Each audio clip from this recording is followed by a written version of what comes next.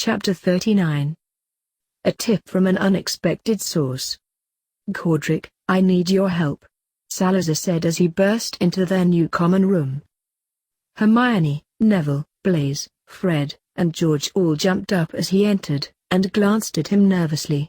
Godric, who had been pacing in front of the large window, stopped to look at him curiously. What for? He asked. I'm going to compete and I need. What? Hermione shrieked. Why? Because someone is trying to kill him and Speaker wants to flush them out. Shrew, you may eat them after I bite them. Sounds like a plan. Who do I get to devour, Master? Salazar chuckled. No one just yet, but yes, whoever put my name in the goblet is trying to kill me. It is well known that the True Wizard Tournament is designed to test a champion's magical skill and strength, and that people often die. Well, I guess you don't have to worry about dying, but you can still get hurt. Hermione exclaimed. What if your head gets crushed, or worse, you get beheaded, or lose an arm, or a leg, or or? Hermione faltered as her bottom lip began trembling uncontrollably, and she burst into tears. She leaned heavily on Emeralda for support, but Salazar looked at her and smiled softly, before going over and hugging her close. Hermione, I will be fine, he whispered, as the sobbing witch wrapped her arms around his neck. Even if any of that should happen, I will live. Magic is a beautiful thing, and can always be counted on. Limbs can always be reattached, and as for being beheaded, it wouldn't be the first time it's been attempted on me. The magic that gives me immortality will never fail. Don't worry about such things, I will be fine. She sniffled a few times before hugging him tighter. All right, she whispered, finally releasing him with a small sigh. I'm just scared for you. I know, but you don't need to be, he said softly. None of you need to worry, Godric said, looking around at each of the scared children. We have not lived this long without learning a thing or two. I'm sorry. I know I'm acting stupid, but... No, you're not, Hermione, Godric said, smiling softly. You are a kind and caring person, and that is why we love you so much. Even if you are a know-it-all, Salazar said with a wink, causing Hermione to smile and giggle a bit. She took a deep, calming breath. All right. I know you'll be fine. But why are you competing, and furthermore, why are the professors letting you? An excellent question, and I will explain, Salazar said, sitting down on one of the sofas. Salazar told them what happened when Albus dragged him into the antechamber, and it took Neville, Fred, and George to talk Godric out of outright killing Albus because of his stupidity. By the time Salazar was done, everyone just stared at him and shook their heads. So it was Moody who came up with this idea? Godric asked, furrowing his brow. It was, and in all honesty, I agree with him. Whoever did this is going to be in for a shock because they aren't expecting me to live, Salazar answered. Do you think Moody could have done it? Neville asked. I mean, if he suggested it, it could have been him. Exactly what I was thinking, Godric mumbled. I don't think so, Salazar said, shaking his head. Moody may be strange, but I don't think he's the type to put a, seemingly, 14-year-old in a tournament like this. So who then? Fred asked. Your guess is as good as mine. Take your pick. Any of the older Slytherins who don't like me, or anyone who doesn't like me really. Someone who came to the castle last night, Albus, Karkaroff, any Death Eater who got off. I'm sure Severus will keep his ears open. Regardless, we will find out. Blaise sighed and leaned back in his seat. So when is the first task? November 24th from what I understand, Salazar said. That gives us 3 weeks to figure out what the first task is, and for me to get prepared. As soon as I find out, I'm going to tell Cedric. If I have my way, Cedric will win this tournament. He chuckled. Godric laughed. We can't have the other schools win. This is our school. Indeed. Salazar grinned. but I want you children to throw your full support behind Cedric. I'm afraid that with the boy who lived being in this tournament, that he will be terribly overshadowed. The school must unite behind its rightful champion. What about the public? Hermione asked. Salazar sighed. The public is going to have a field day, and I'm afraid that no matter what we say or do, Cedric will be an afterthought in their eyes. I will do what I can to stay out of the papers, and if they try to ask me questions, I will just walk away after telling them that they need to speak with Cedric. Hopefully that will work, Godric said, but then he looked at Salazar curiously. So what do you need my help with? Oh yes, that. Salazar chuckled. I have no idea what to expect in this tournament, so I need your help with brushing up on my physical combat skills. I'm afraid I've grown a bit rusty in my old age. Godric burst out laughing. I will enjoy kicking your bald-headed self from one side of this school to the other, he said, causing Salazar to playfully glare at him. Wait, I thought you were only allowed a wand in the tournament, Hermione said in confusion. I am, but I'm still going to carry a concealed dagger. No one will be able to spot it. Except Moody, Blaise pointed out. I didn't think about that. Well, I can try to get away with it. If he tells Albus, so be it. If not, well then. Great, he replied, throwing up his hands. But it is getting towards curfew, so you all need to head to bed. I don't want you all in trouble. The Gryffindors sighed and nodded as they stood up. Then they said goodnight to the others, before heading out of the snake pit. Blaise, Salazar, and Godric sighed and leaned back in their seats as they sat lost in thought. Speaker, the Snots are trying to get your attention, Nora suddenly said from her spot on the back of his chair. They all looked up to find Draco and company desperately trying to figure out how to break through the floor. The blasting curses they were using weren't working, and because they didn't cast the spells needed for the building or adding on to Hogwarts, their gouging spells were utterly useless. Salazar, Blaise, and Godric watched them for a while, and laughed as each of Draco's efforts continued to fail.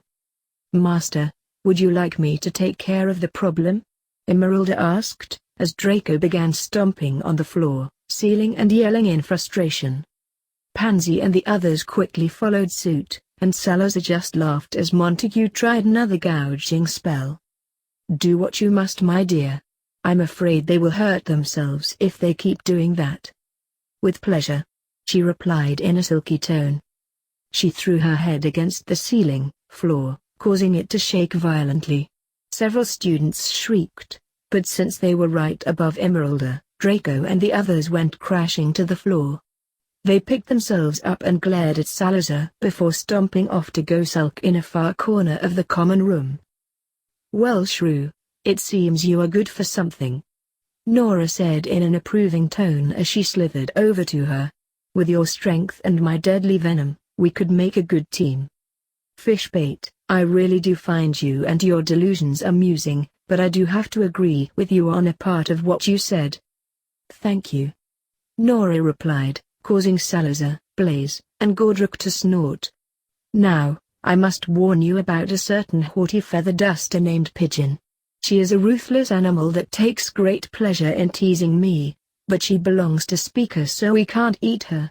Also, the peacock that sits on the silver perch in the corner is a bit of a show-off, but he belongs to Jolly. He has never done anything wrong to me though, and seems very polite, so we can't eat him either. Nahum seemed to gaze at the two snakes in amusement, and he ruffled his feathers a bit and settled into a more comfortable position on his perch. Salazar just grinned at his two beloved snakes and was delighted by the fact that they seemed to be getting along. On a small scale, they reminded him of two cats that had finally come to terms with the fact that they would be living with and seeing a lot of each other. Godric just laughed and shook his head as Nora and Emeralda continued with their somewhat civilized conversation, but then he looked at Salazar and grinned. Speaking of Hedwig, I have an idea for a way to allow her to get in and out of here. Oh? Salazar replied, raising an eyebrow curiously. A simple owl chute. he said with a grin. Since the entrance tunnel that leads to down here is just off to the side of the front doors, I was thinking we can cut a hole in the outside wall, and have the owl chute connect to the tunnel. It's simple, effective, and will give Albus a major headache due to the small owl-size hole in the castle's wall by the front doors. We can charm it to keep out rain, wind, leaves, and other such things, and also charm it so that Hedwig is the only one that can come in and out. Blaze burst out laughing. You two are determined to drive the headmaster crazy. He already thinks very lowly of us, so I really don't care. Godric replied with a grin. Besides, us two old codgers still have a few pranks we need to play. Rowena would kill us for putting a hole in the wall outside the front door, but it will be worth it to see Albus's face.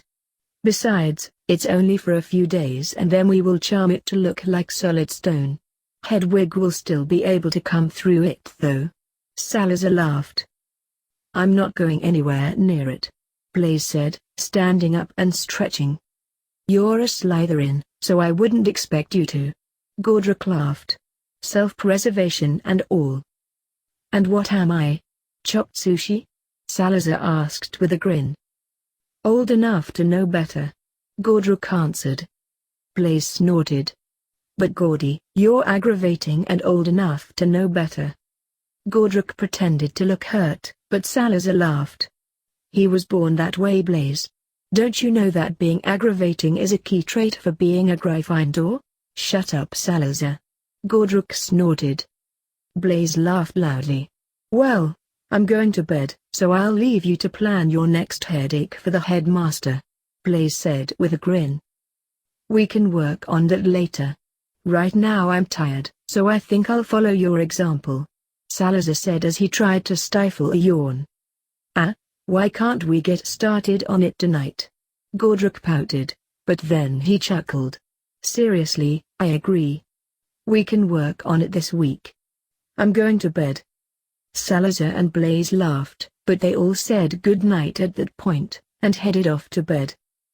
Alastair Moody was not a stupid man, and as he thumped along the corridors of the castle making his security rounds, he knew that there was something more going on here. Things just weren't adding up in his opinion. Albus had told him all kinds of things about Harry Potter, things that Moody was just now finding out to be a little different than what he had been led to believe. He didn't think Potter was evil or dark. In fact, he thought the boy possessed good common sense and a well-honed need for constant vigilance. There was also Potter's best friend. Ruffin has a phoenix for Merlin's sake. That proved that Ruffin wasn't dark for certain, and he knew that a phoenix wouldn't hang around a supposed dark wizard like Potter to begin with. Not to mention, according to Minerva, Fawkes had already studied Potter's soul and deemed it light. So why was Albus being so blind to the issue? Remus had mentioned that it was because Potter and Albus don't see eye to eye on a lot of things. Most notably, on how to handle Death Eaters and Voldemort. Albus wanted to save them, but Potter wanted to kill them all. Understandable on both sides of the galleon, but to a point. Moody didn't think killing them in cold blood was going to solve anything, but he didn't think trying to save them all would work either. While Moody didn't relish the idea of killing anyone, Death Eater or not, he wouldn't hesitate to do so if push came to shove. Death Eaters don't play by the rules, and sometimes rules need to be broken if you want to survive. That was a point that he had tried, and failed, to get across to Albus for many years. He had to chuckle though as he remembered the look on Karkaroff's face after Potter declared that his agenda was to kill anyone bearing the dark mark. The man had paled drastically and almost soiled himself. Snape, however, had remained strangely calm. And that was something else that seemed suspicious to Moody. Something was off. His gut instinct, which was always right, told him there was more here than what meets the eye. Minerva and Remus seemed to be strangely untroubled by Albus's physical treatment of Potter, yet they defended him strongly when Albus was yelling at him. That didn't seem right. And then there were the mysterious glances often shared by Minerva, Remus, and even on rare occasions, Snape. It was almost like they knew something. Something they weren't telling Albus. Moody was paranoid by nature, but something made him pause about going to Albus with his thoughts. While he didn't trust Snape no farther than he could physically throw the man, he did trust Minerva and Remus. He knew them well, and if they were a part of something much bigger here, then he aimed to figure out what it was. It had been a week and a half since the champions had been selected, and a lot had happened since then. Sirius, along with Nicholas, Perenelle, and Merlin had shown up the day after, demanding answers from Albus for not only his physical treatment of Harry, but how the boy wound up in the tournament to begin with. Albus held to his belief that Salazar had put his own name in the goblet somehow, but he did apologize for his treatment of him. Sirius got in Albus's face and warned him never to touch his godson again, and Perenelle threatened legal action and warned Albus that they would be watching him closely. Moody had been present the whole time and watched silently, but Albus gritted his teeth because of the threats and agreed to not be so rough with Salazar in the future. However, Salazar had much more pressing matters to deal with, like finding out what the first task was about. Minerva, Remus, and Severus didn't know, because it seemed that Albus was being tight-lipped about it. Apparently, he was thoroughly against anyone trying to cheat and he didn't want anyone helping the two Hogwarts champions, so that meant none of the other professors knew either. Except Hagrid. Hagrid had alluded to something being kept in the Forbidden Forest, but so far all they managed to find was a big load of nothing. Every time they tried going into the forest to see what they could find, they found themselves wandering aimlessly around in circles. Which meant that whatever was in there, had charms placed on it to keep others away. Unfortunately however, Hagrid had taken a fancy to the Precioussann's headmistress, and word had it, he let slip to her what it was. Karkaroff was strutting around the castle with a smug look on his face, and Severus told them Karkaroff mentioned that his old contacts in the ministry told him what the first task was. Severus tried to get information out of him, but Karkaroff wasn't telling. So that meant that both Grum and Fleur knew, but Cedric and Salazar did not, and that wasn't setting well with the founder of Slytherin. On top of not knowing what the first task was, the entire school was thoroughly against Harry Potter, and were not subtle in showing their disapproval of him being named the other champion. Most were jealous because he was underage, or thought he had cheated to get in. Hufflepuff looked at him with murder in their eyes, and even Professor Sprout had shown her displeasure with him. None of this mattered to Salazar though. In fact, he welcomed it with open arms. Someone had made a charmed badge that said "Support Cedric the real Hogwarts champion," but when it was pressed, it read "Potter stinks." Draco and his friends loved shoving it in Salazar's face, but all Salazar did was laugh and say, "How cute," before walking away with a grin, which only made the blonde angry. Whether this was the work of Albus, or whether this was just how the students chose to act was unclear though. Albus wasn't helping matters by spreading his prattle to whoever would listen, and that just made Salazar even angrier at the headmaster than he already was. It seemed people were choosing to actually listen, and more than a few students had been convinced that Salazar was a dark, evil boy. It was Saturday, only a week left to go until the first task, and Godric was truly enjoying the physical combat training he was helping Salazar brush up on. Mainly because he had been kicking Salazar's butt. It was a cold clear day and they had decided to take their practice out of the snake pit, and move out into the main courtyard so that they could get out of the stuffy castle and really move around. All of the children had gathered to watch them, and Colin and Luna were sitting on the ground watching in awe as the twins kept randomly shooting spells at both founders to try and keep them on their toes. Quite a few other people gathered as well though. Mostly students of Hogwarts, but a few from Precioussann's and Durmstrang as well. "What was that?" Salazar cried, after he landed flat on his back and looked up into the face of his grinning best friend. "It's called a hip toss, my friend. You really need to keep up with Mull's styles of fighting." They were both covered with dirt and sweat, despite the weather, but they were enjoying themselves nonetheless. "We are supposed to be sword fighting," Salazar grumbled as he picked himself up off the ground. "What do you say we take a breather?" Gordruk said with a chuckle. "You're old, you know." Salazar glared and shot a spell at him, but Gordruk blocked it with a shield. "Suit yourself." Gordruk laughed. "Hermione, Fred, George, Neville, Blaise." He called out, "Come over here a minute." Salazar eyed them carefully as they all huddled up in a group, and he really didn't like the shark-like grin that was plastered on Gordruk's face when they broke up. The children, though, began to fan out around them until they had formed a circle around the two founders. "Back to back. We have to face them," Gordruk said as he grinned. Salazar was a little reluctant to turn his back on Gordruk at the moment, but he carefully eyed the twins and Neville, who grinned mischievously at him. "This reminds me of the time we were surrounded by a group of muls holding pitchforks and spears," Salazar mumbled. "Exactly, but do you know what is different about this time?" Gordruk asked. "No, what?" "I'm your enemy," Gordruk shouted, as he spun around quickly. Salazar had just enough time to turn around and bring up his sword as Gordruk brought his down. The children began shouting spells and aiming them at both the founders, who not only fought each other, but tried to shield themselves from the onslaught of spells being aimed at them. Various colors flew through the air as the founders blocked the hexes and jinxes with their swords and shield charms.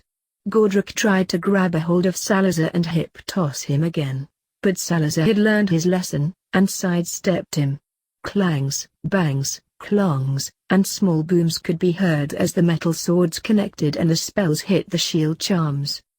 Salazar and Gordruk were so focused on each other that they didn't even notice that quite a few more people had gathered. Minerva had come out of nowhere, ready to disperse the crowd and stop the commotion, but she stopped dead in her tracks when she realized who was responsible for it. Remus had come for the same reason, but he too stared in awe as the ever-growing crowd gathered. Moody watched them both with a mixture of awe, respect, and fear, but Albus frowned upon the whole thing and scowled. Severus, though, was lost in the moment, and he watched every move they made like a hawk, and drank in every detail as he watched his mentor fight hard in order to claim victory. However, Salazar was getting tired as he continued to roll, sidestep, dodge, and duck, so he decided to take a moment and gather his thoughts, and promptly disappeared in a massive ball of flames. The spell fire stopped immediately, and the children stood there with wide eyes and open mouths. "Where did he go?" Hermione shrieked. "Did he apparat?" Blaise cried. "You can't apparat inside Hogwarts," Neville yelled. Right, Hermione?" "Right." She nodded, still staring at the spot where Salazar had disappeared from. Gordruk, though, was unconcerned with the sudden turn of events. "No, he's still here, and just like any Slytherin, he's trying to get the upper hand." "What's the matter, Salazar, are you tired?" Gordruk teased, as he narrowed his eyes and kept his sword and wand at the ready. "Are you wanting to take a breather? Why don't you sit down and have a cup of tea? Shall I bring you a sandwich as well?" Neville snorted, but froze when Salazar's magnified voice echoed throughout the courtyard. "Just like any bloody Gryffindor, you have to run your mouth, Gordruk," Salazar said calmly. "Show yourself, you slimy, slippery reptile," Gordruk shouted as he grinned wickedly. "No," Salazar simply replied. "I'm enjoying my cup of tea, and I'll have a ham sandwich from the kitchens if you don't mind." The twins burst out laughing as several people in the crowd chuckled. Moody was one of them, but he kept his magical eye on Salazar, who was about a foot off to Gordruk's right, and moving in circles. "How did you do that?" Hermione cried as she stomped her foot in frustration. "You absolutely have to teach us that." Salazar chuckled. "I plan to, so don't worry. Oh, and Gordruk?" "What?" "Boo!" Salazar cried, letting loose a large flaming snake from the end of his wand. Gordruk stumbled backwards, but managed to put the flaming snake out with a simple water charm before it reached him. Then he did something completely unexpected. Godric cast his sword aside, disarmed Neville, then ran around and grabbed him from behind. Salazar, who was still invisible, grinned as he picked up on what his friend was doing. After all, how many times had they taught this lesson? Then Salazar saw Godric whisper something in a shocked Neville's ear. But he started to say. However, Godric clamped his hand over Neville's mouth, and whispered something else to him. Salazar saw Neville's eyes momentarily light up, but then they narrowed with determination. He stomped on Godric's foot, elbowed him in the stomach, and then shoved him backwards. Godric was still upright though, and grabbed Neville's arm as he tried to run away. "What do we do?" Hermione cried, as she nervously aimed her wand at the two of them. "Nothing," Salazar's disembodied magnified voice said. "Just watch." Neville punched, kicked, screamed, and yelled in Godric's ear as Godric, who was slightly bigger than him, tried his best to hold on to the struggling wizard. Then Neville paused for a brief moment, and suddenly ducked down and kicked one of Godric's legs out from under him, sending him crashing to the ground. Neville spun around and quickly ran away, only to be blindsided by an invisible Salazar who cast a spell at him. Neville stopped dead in his tracks and whimpered slightly as silence descended over the courtyard, as everyone tried to figure out what they were doing. "It's dark outside, and you can't see a thing. You can't run because you might run into a tree or other obstacle," Salazar said calmly. "Your wand has been taken from you, and your attacker is still mobile. He is stalking you. What do you do?" "I listen," Neville said, taking a deep shaky breath, as he held his arms out to his sides, and started to creep around carefully. "Listen for what?" Salazar asked, as a limping Godric grinned, got to his feet, and started to make his way slowly towards Neville.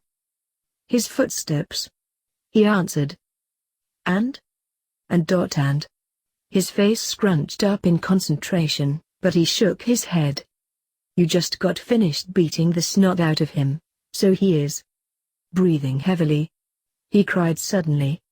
"Very good," Salazar said, as everyone looked on in shocked silence. Neville cocked his head to one side as he tried to listen to where Godric's footsteps and breathing were coming from. Then he turned his head quickly towards the sound, and began to back away slowly. "You feel trapped," Salazar said.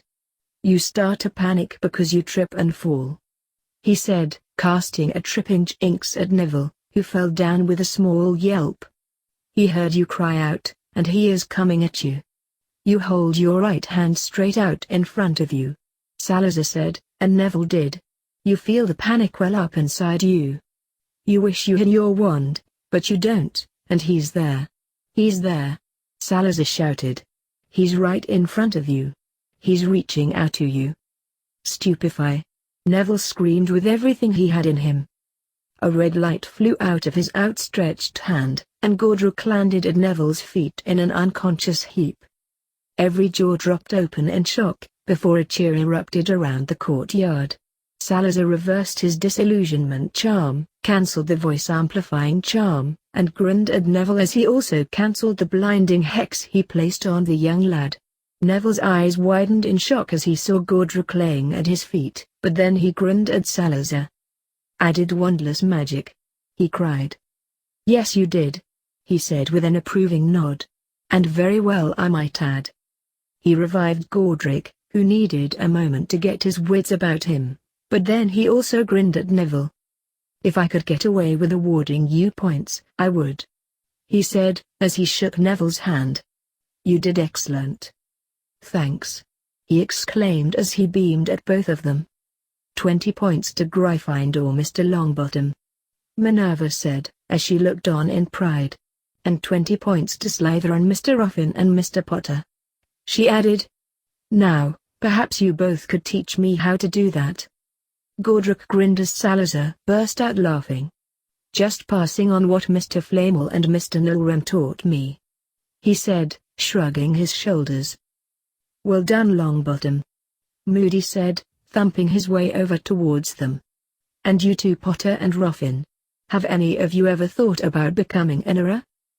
No sir, not really, Salazar replied. Well, you should. Not many people can do what you have just displayed. I mean that.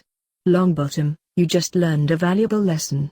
Always keep that in mind, and if you ever find yourself in that situation for real, you may be able to get out of it alive. Thank you, Mr. Moody, he said, still grinning from ear to ear. Neville, that was brilliant, Fred shouted as he grinned at them. I want to go next. You two are going to put my defense classes to shame, Remus said with a chuckle. That was very good. Mind if I borrow it? After you have taught me how to do it? Godric burst out laughing. Feel free, Professor Lupin. Fear, panic, and horror is what fuels Wandless magic, Salazar said loudly as he gazed around at the crowd. Every witch and wizard has performed it. So-called accidental magic is nothing more than wandless magic, and contrary to popular belief, it does not magically disappear the first time you hold a wand. Just because you are wandless, doesn't mean you can't cast spells. It also doesn't mean you're defenseless, Godric said as he also addressed the crowd. Neville just showed us that even using a mole method of fighting can bring someone down. But you can't fight a duel without wands, Hermione said loudly, furrowing her brow in confusion. I mean, you might be able to cast 1 or 2 spells, but an all-out duel is impossible. Right? Is it? Godric asked as he grinned at her.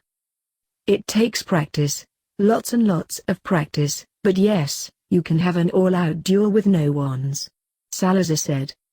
Prove it, Draco cried. In the same moment Albus shouted, stop filling their heads with lies, Harry. It takes an exceptionally strong and powerful witch or wizard to do the simplest of spells with wandless magic, and I insist that you stop this immediately. Salazar rolled his eyes and shook his head. No, it doesn't, he replied as he continued to address the crowd. I'll say again, it does take practice, but it can be done. Godric, however, scowled at the headmaster. What do you consider a stunning spell, headmaster? Is that the simplest of spells?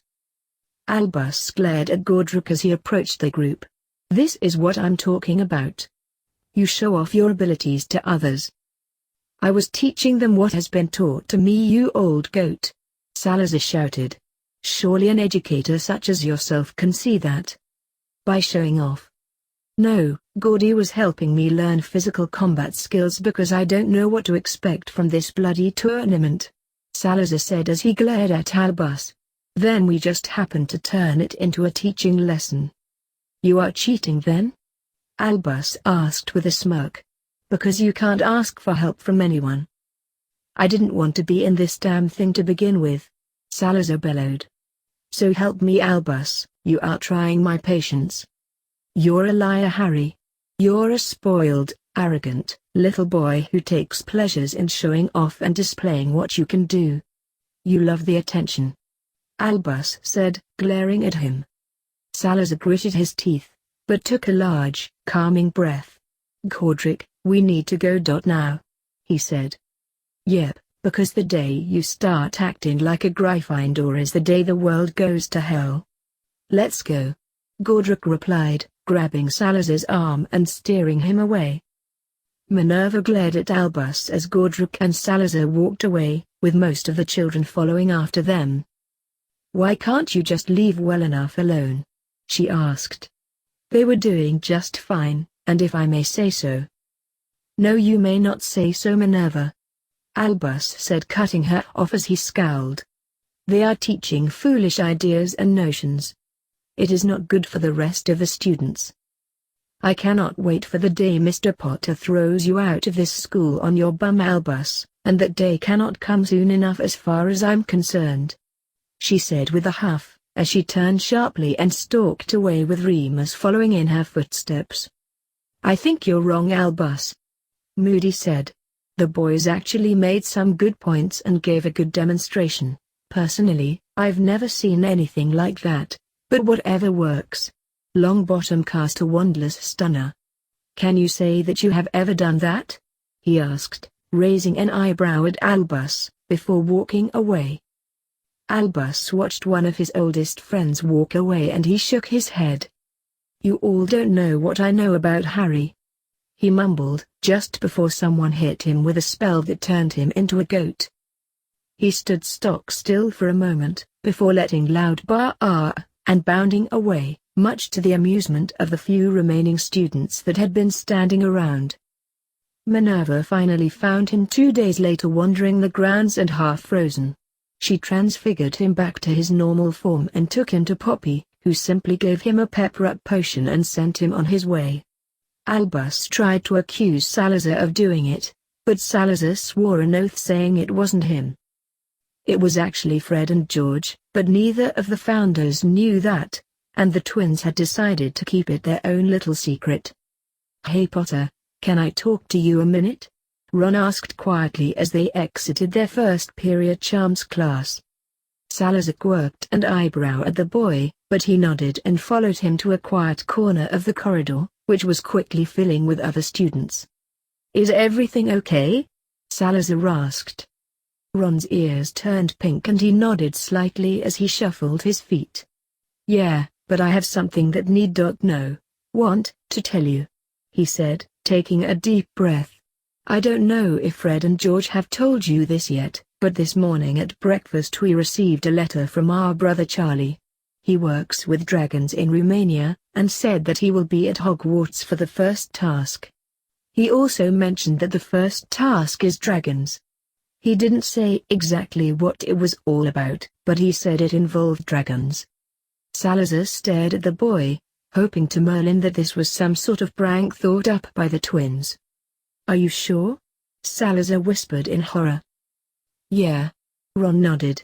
"The twins made a copy of the letter and gave the original to Ginny, but I kind of wanted to tell you myself," he said shyly, as he shoved his hands into the deep pockets of his robes. "I guess it's my way of saying thanks for saving my life." Salazar smiled at the young man and patted him on the shoulder. "You're welcome, Ron, and I do thank you so much for telling me this. If there is anything I can do for you, just let me know. I owe you one." "Nah," Ron replied, shaking his head. "Let's call it even." "Deal," Salazar said with a grin, just as Godric came around the corner. He cast a quick eye over the scene and spotted Hermione, Blaise, and Neville eyeing Ron and Salazar from a few feet away. Then he shot Salazar a "what's going on" look before stopping in front of them. "I'm on my way to Charms." "What?" "The first task is dragons," Salazar said, and Godric's eyes widened in alarm. "Oh dear Merlin," he breathed, glancing at Ron. "Indeed," Salazar replied, letting out a long deep sigh. "I have to find Cedric." "Ron," he said as he turned towards him. "Thank you so much. I know you didn't have to tell me, but I am truly grateful." "It's no trouble, Potter. I guess I'll see you in defense later." "All right. I'll see you then," Salazar said, offering out his hand. Ron hesitated for a very brief moment, then he shook Salazar's hand before giving him a small smile. Then he turned to head towards his next class. "Dragons. Bloody awful dragons," he said, shaking his head, as Hermione, Blaise, and Neville quickly approached them. "You're going to tell Cedric, right?" Hermione asked with wide eyes. "Oh yes, the sooner the better. You two go ahead and get to class," Salazar said, motioning to Neville and Hermione. "I don't want you to be late. We can talk about this more at lunch." They nodded and quickly ran up the corridor to their next class, but then Salazar turned to Godric. "I'll see you later." Godric also nodded his head, but sighed and cast his best friend another worried glance, before hurrying inside the classroom. Salazar and Blaise hightailed it to the entrance hall so that they wouldn't be late for herbology. "Harry, can dragons understand Parseltongue?" Blaise whispered once they got outside and began walking towards the greenhouses. Salazar shook his head. "No, they can't. Dragons are essentiality, ruthless, unbearable, dangerous lizards with wings, and I hate them. The only dragon I tolerate is the one that guards Hogwarts herself." There is a dragon here?" Blaise asked, stopping in his tracks and looking around nervously, as if he expected it to suddenly show up. "Oh yes," Salazar replied. "The largest, most fearsome, and deadliest dragon we could find during that time. He's solid black with venomous fangs, but he's been placed into a strong enchanted sleep. He lies in the ravine that the covered bridge crosses over, and only a founder can awake him. It takes at least 2 of us to do it though, and looking back now it wasn't a good security measure, seeing as if we were all dead he'd stay asleep forever. Why do you think our motto is what it is?" Blaise suddenly burst out laughing. "Never tickle a sleeping dragon. I get it now." "It was Godric's idea of course," Salazar said with a chuckle. "He loves his puns, and of course, large deadly creatures. The bloody Gryffindor reminds me of a grid a lot of the time." "An Emeralda isn't a large deadly creature?" Blaise asked with a grin. "She's a snake and doesn't count," Salazar grumbled as he mocked glared at the boy. Blaise burst out laughing again, but the conversation came to a halt as they scooted into class just as the tardy bell rang. Hello everyone, I am Nat1995 here with a small announcement for the video game fanfic plot. I know in every ending of videos there is a small announcement that I will take requests for any fanfic or video game. That will stop right now. I have too much videos that I need to complete. There's sequels that need to be put up. I am sorry. For any requests that people suggested will be put on the back burner until I completed my videos. I even made a list of videos that needed to be completed. I am so sorry about that. Until next time, I am Nat1995, signing off.